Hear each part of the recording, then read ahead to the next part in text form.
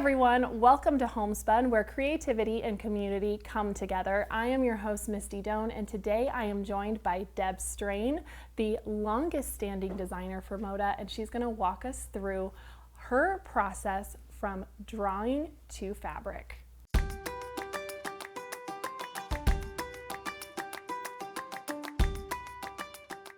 Deb, thank you so much for being here today. I really appreciate it. I'm super excited to learn more about your process, and I know all of our viewers will be as well.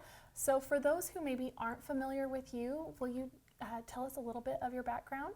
Sure. I'm started out as an art teacher in the public school system and designed pattern covers for a dear friend of mine who did soft sculpture dolls. Oh my gosh. And we took those pattern cover designs and some of my other artwork and started a small greeting card company called Saltbox Illustrations. And we had that for about 10 years. And at one of the trade shows that we were exhibiting at, a group of people walked through, and about a week later I got a call from Moda asking if I would like to design for them. Oh, how fun! Yeah. And that was 27 years ago. Wow, yeah. So, I've heard you're one of their longest standing designers, which is pretty incredible, and what a testament to your talent and career. Well, so it's a wonderful company. I feel like I'm part of their family and just enjoy working with them so much. That's amazing. Yeah. So let's go ahead and dive in. So they asked you if you would design for them. Did you know what that was going to entail? Oh no, I had no idea, and I think that is part of. I think that's a real benefit. Is we all kind of do it our own way, all the designers, and it just makes for a more diverse selection for the customers to have different colorways, different styles, things like that for people to choose from. So we all kind of, I think, figured it out our own. I still do it all by hand. I love that. Well, I just don't know how to do it by the computer, and my kids all, say, "Mom," and just learn. And well, I'm just going to stick with this. Well, for if now. it's working, it seems to be working just fine. Yeah, well, and Moda's so wonderful that they value that and encourage me in every way to just, continue with my style. I do try to change new things, and they've been very supportive of that through my career. I changed paint types or styles and things like that, and they seem really open to that too. Willing to work with you as you grow. Yeah, just encouraging and supportive on my artistic journey here. I love that. That's incredible. So if you're willing, will you kind of dive into this process for us? I love to do this. My husband and I go all over the country because it's kind of a mission for me to explain to quilters what all goes into fabric design. There's so much involved, and just like the quilters with their quilts, unless you're married to a quilter or live with a quilter, you don't always know what all goes into it. Absolutely. All the time and funds, sleepless nights, blood can be involved, right? Exactly. So blood, sweat, and tears. Yes, a lot goes into it, and I feel the same about fabric design. It's just a real, it's a real journey of love for me every single time I create. Oh, I love that, and I think that's evident in your finished result. But well, thank you. I'm excited. Well, if you don't mind, we'll just dive in. Let's do it. I start with drawings, and so I will provide this to Moda and a very rough sketch of what I think the panel would be. And usually I send several options for them to choose from, and they pick the direction they would like the best. Yeah. And I know not everyone works with panels, but for me, designing a fabric collection is like writing a story. And the main idea of my story is in my panel. My little animals or whatever's in it, they all have a life, and it's just like writing a story. And that kind of connects it all together. It does. I like that. It does. So once I get the go-ahead from Moda on the very rough sketch of the panel, then I start drawing. This line that we're going to be talking about is Woodland Winter, and it's my newest Christmas winter collection that I believe is in your store right now. Yes. So I'm going to kind of walk through that whole process of that line. And after I get the go-ahead, I start doing studies of different animals that I want to include in my panel. Yeah. And so these are just studies. These are the end studies. I do it in pen and ink, so once I get the ones I like, I can just reuse those, and then that makes more consistency in the fabric collection. Oh, I love that. So a lot of designs. So these are still drawings that you've done with ink. Yes. So this is still you every step of the way. Yeah. Oh, so amazing. I just take pictures of deer and then I do sketches and things like that. Wonderful. So, and then the next step is taking those drawings and kind of plugging them into the blocks. And from that initial sketch, there were 3 blocks on top and 3 on bottom. So the next thing I do is take my favorites of the pen and ink and plug those into the blocks that are going to be around it, and just a little greenery to there. just really frame them up. Oh yeah. my goodness, So these are cute. the 6 blocks that would be in the panel that you in the designed. panel, right? Wow. And then I do the main part of the panel, and that's going to be, this is the sketch for the main part of the panel here. And I've plugged those same animals in, so again, they're consistent throughout the collection. Right. And then this is actually drawn at half size of what the panel fabric would be. Okay. And so just to give you an idea, this is how those 6 blocks would lie in here for the... Oh my goodness, that is so fun. So this is all the drawing part. We haven't even gotten to the painting or anything. Absolutely. But after I get the panel drawn, my next step is drawing the coordinating prints and patterns, which I love to do. And one thing I love, Misty, is I love old style patterns like jacquards and damasks. Oh my goodness, I love those. And I try to include one of those in almost every collection. So I want to just show you how I design a damask by hand. Perfect. Okay, so every single pattern or print has a motif, and that's the part that's repeated over and over. Well, to get a motif for a damask, you need it to be symmetrical on both sides. Has to kind of mirror itself. Right. And so I'm so old school, this is how I do it. Oh my goodness. I draw it, and then I flip it and paste it down. It's the same way they probably Egyptians did it.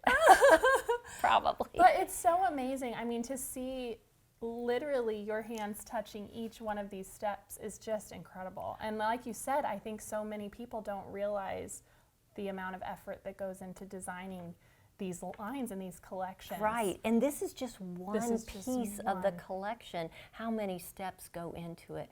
Well, after I get this motif designed, the next challenge is fitting it together.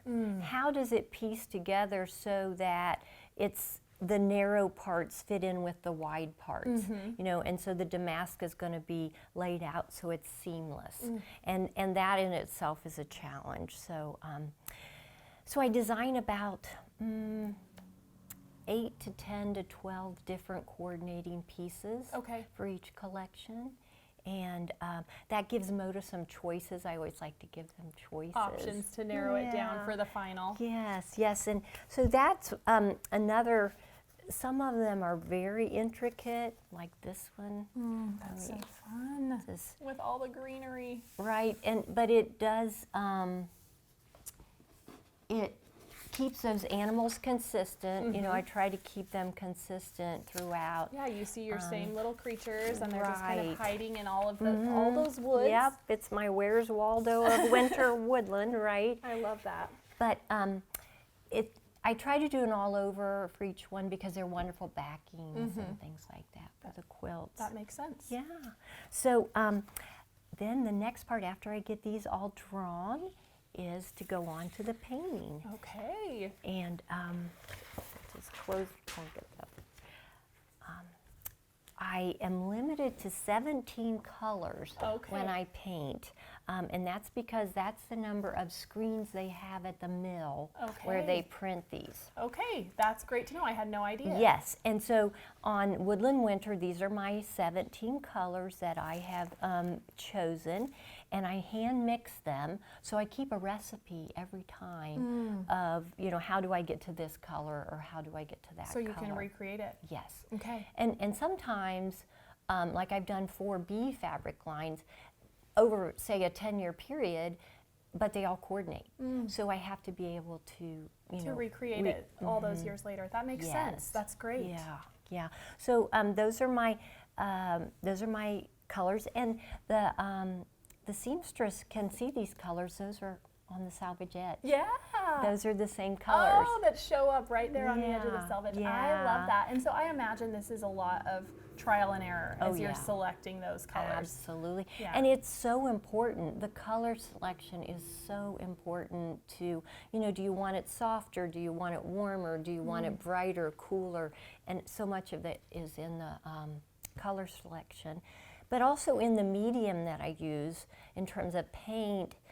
If I want it to be really strong and bold, I use like an acrylic paint. Okay. But if I want it softer and warmer, I'll use a watercolor paint. To let some of that Yes. airiness through. That makes sense. Yeah. So 17 colors is Yeah, your number. And I don't think every fabric line has that number, but for me, most of the time that I've heard that different manufacturers use different limits on their colors. So. And then I just start painting. And so I can take these out. Yeah. So these are going to be the paintings of the blocks. And just, you know, I like the wash. I wanted these to be really soft and not bright. Oh, they're so beautiful. And so those are the blocks that you saw the drawings for. And then you can see all those same colors that you've swatched there. Right. It just, and by limiting yourself to a color palette, it kind of forces you to keep it all tighter and the collection to be a little more cohesive. That is so cool. And then this one is, this is the main painting, and I'm actually recreating this right now in your main store, and we're giving it away today at 2 o'clock. Oh my gosh, how fun! Yeah, the painting. It's a big painting. That is so cool. So when I get the panel painted, I do a really nice color copy and send this too, because this shows how far apart I'm asking them to put the blocks, where I want the blocks, things like that. And then I'll just show you some of these painted.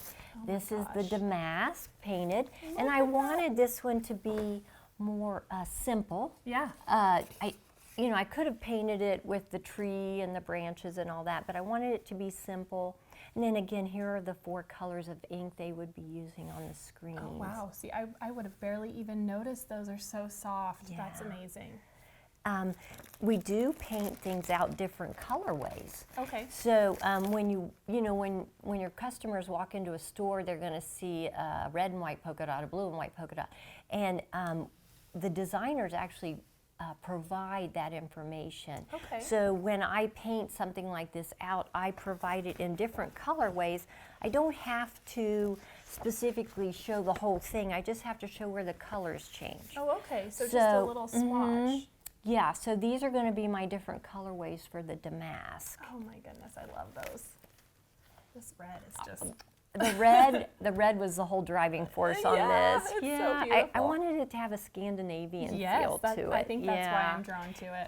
Yeah, me too. And then here's the little tiny one painted out with the. And just so many fun details, whether it's the little boughs or the tiny berries. I just think they look so good. That is amazing. I love detail. That is one thing I love detail. And this was another one. I just wanted it to be really soft.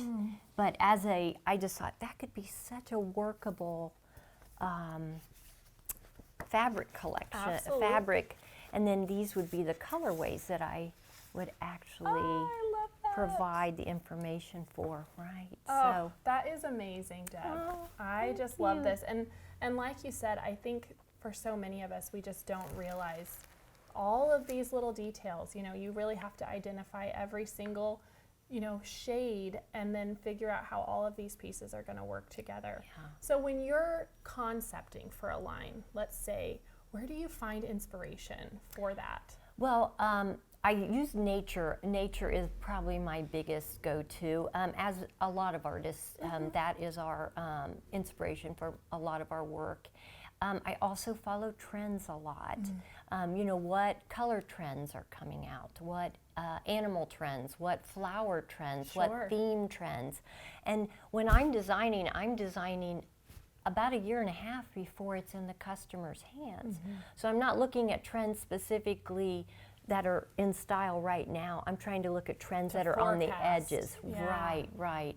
So trying to pay attention to that, and then just everyday life is inspirational. You know, the love of a family or Yeah. just things like that are really inspirational. I love that. And I relate to that as well, even in the quilt design side. Right. You know, people ask all the time, how do you come up with an idea every week? It's like, well, there's just, when you start doing the thing, It does. inspiration comes. It is. It's I know that I have more ideas than I will ever be able to paint or design. I know. I love that. I feel the same way. Yeah. Like I don't think we'll ever run out. No, So that's not the problem. that's amazing. So can we see this in fabric Yes, now? yes. I would love to show you the finish. Now that you've seen the steps, Yes. let's see how it looks here. So this is going to be the panel, Okay. and we did it in 3 colorways. This is the blue colorway. Oh my gosh. And I now just you've love seen the it. deer and all that's behind that. Ugh, And then the little blocks that is the coolest thing. and the white colorway. Do you ever just feel like you kind of have to pinch yourself? Like, Oh, I yes. can't believe I get to do this. Oh my goodness, every day. I am so fortunate to do what I love every single day. I mean, I can't wait to wake up and work. Yeah. Every day, I still feel like that after 27 years. Oh, what a gift. And very, very, very fortunate. And then I love the black colorway. It just Yes. really shows up and pops Yes, it does. so nicely. Oh my gosh, I just Yeah. love that. This is so cool. Thank you so much for sharing all of this. And then here's all the rest of the These are the coordinates. fabrics, right? Oh my goodness. Look at Yeah. this. And this is that red and white. I love how that came Oh out. my gosh, this is so cool. Well, and you can even see here, you know, you had swatched that out in multiple colors, but I noticed now that the damask, like, we don't have that in black, right? Right, And so right. some of those samples that you made don't make it to the final. Right. I final give round. choice. I like to give Moda choices because I feel like they know their customers much better than I do. Sure. And but like here's the damask Yes. in green, and here it is in green and white. Yes. And And you then know, we've got it in the and then red. the red. Yeah. So I always try to include different densities of patterns too. You know, some that are more spread apart, some that are scaled larger or smaller. Right, because that certainly helps create interest when you then put it into a quilt. Absolutely. And I Yeah. think quilters have more choices as well. Yeah. Also, you know, directional, non-directional. You want to include things like that because I know quilters like that too. That makes sense. So now we've seen this whole kind of journey from this idea in your brain to sketch all the way to when it's printed fabric. And I know that you mentioned a little bit about trends. Yes. So can we talk a little bit more about Sure. that? Well, I like to use quilts, of course, Perfect. to illustrate that. Perfect. I'll clean And up some of this for you. Sure, thank you. So I like to show and illustrate how trends have changed over my 27 years of designing fabric. Absolutely. And a good way to do that is with Christmas colors, because we all know Christmas colors, Yes. right? Red and green, red and green, Right, you'd think it would be pretty straightforward. You would think so. Yes. But so I started in the mid-90s, so this is my first quilt fabric line that I did for Christmas with Moda, and look at the colors in this one. Now this is from the 90s, Oh my gosh. 1997 I believe, and look at the colors here, dark and More dirty. muted. Yes, yes, real primitive. just real muted, and the reds and greens were deep reds, you know, pine More greens. burgundy even than a Yes, true red. yes. Yeah. So if we fast forward a couple years, then, well, I would say almost 8 or 9 years, the colors, the green is almost completely non-existent, and the colors go more towards aqua and red. Oh, interesting. And the green, during a couple years, green was just not even hardly present. It was just kind of hidden a little bit. And so that changed a lot. The red got a little brighter. Yep. And then if you fast forward even quite a few more years, the red and green changed dramatically. Almost like neon. Just Oh my vibrant. gosh, it was just crazy, but beautifully bright Oh, and absolutely. happy. And yeah, so, and all of my quilts, just to say, are designed, or most of my quilts are designed by Barb at Coach House Designs. Oh, awesome. And she's a dear friend, and she does a wonderful job. I can never say enough about how clever she is with how she uses panels. Yes, I mean, absolutely. like this one is a house, Yes.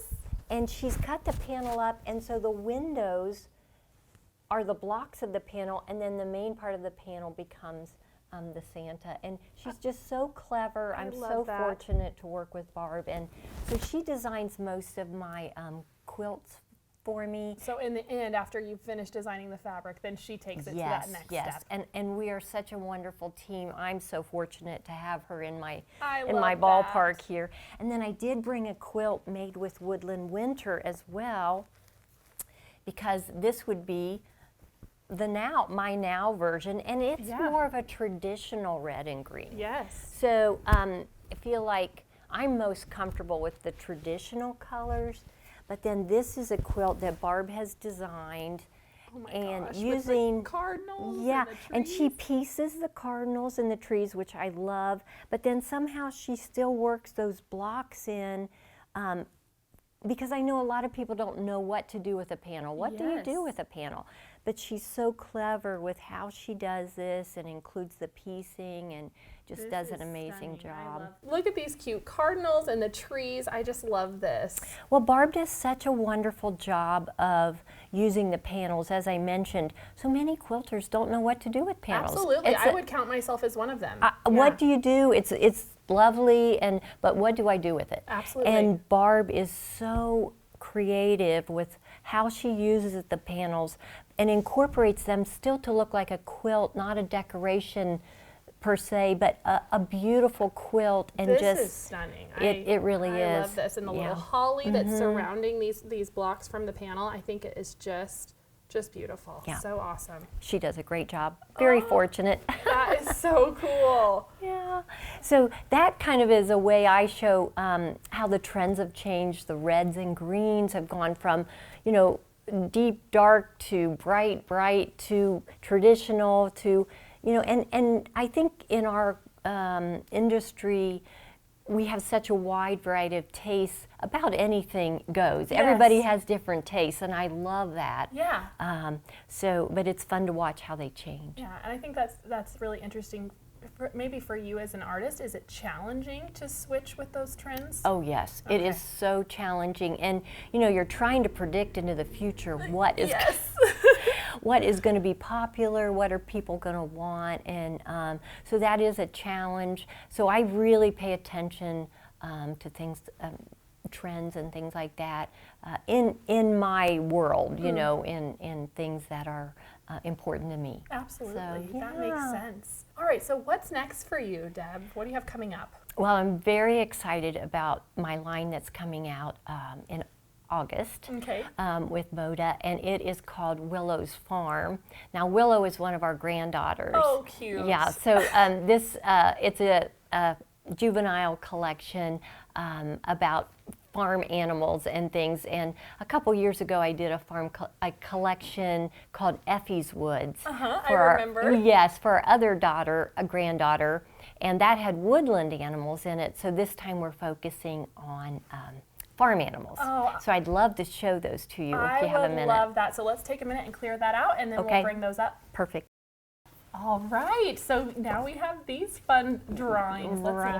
paintings. You've already got to the painting point. Well, I wanted it to be about animals, but baby animals. And so I focused on Oh my gosh. farm animals that we all know and love. Yes. And it has a similar format to Effie's Woods, but just different style of animals, different farm animals, and Oh my goodness. lots of friendly little They are critters. so cute. I love them. Oh, well, and then the actual fabric, they did such a lovely job of printing. This is going to be the panel. That is so fun. Yeah, and it's available in a white and then kind of a light Light blue. blue color, Oh, right? that is so fun. Yeah. And then, like I mentioned, I always do an all over. This is the artwork for the all over, and it had to have a willow tree in it for Of Willow. course. Yeah, it did. And so